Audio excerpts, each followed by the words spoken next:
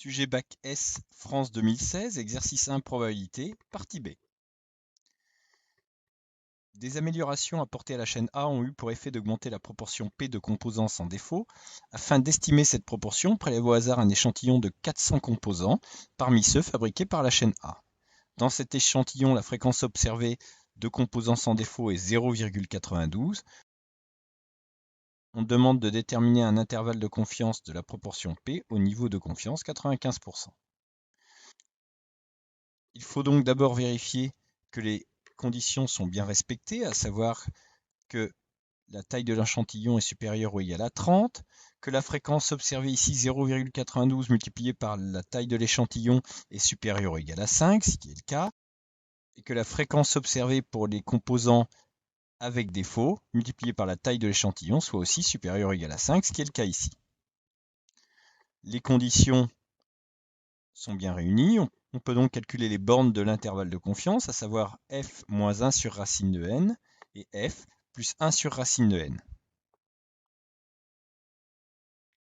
L'intervalle de confiance pour les 400 composants au seuil de confiance de 95% est donc 0,87, 0,97.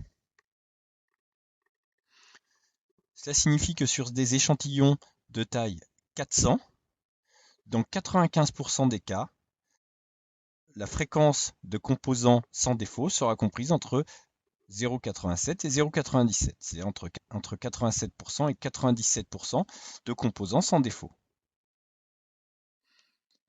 Et dans au maximum 5% des cas, on aura donc parmi les 400 composants une fréquence de composants sans défaut qui sera en dehors de cet intervalle.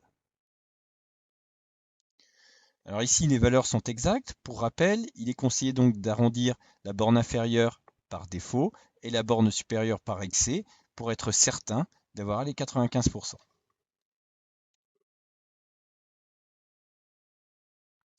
Quelle devrait être la taille minimale de l'échantillon pour que cet intervalle de confiance ait une amplitude maximale de 0,02? Alors si on calcule l'amplitude de l'intervalle de confiance, on aura donc borne supérieure moins borne inférieure, c'est-à-dire 2 racines de n ici. On veut donc que 2 sur racine de n soit inférieur ou égal à 0,02, c'est-à-dire 2 divisé par 0,02 inférieur ou égal à racine de n.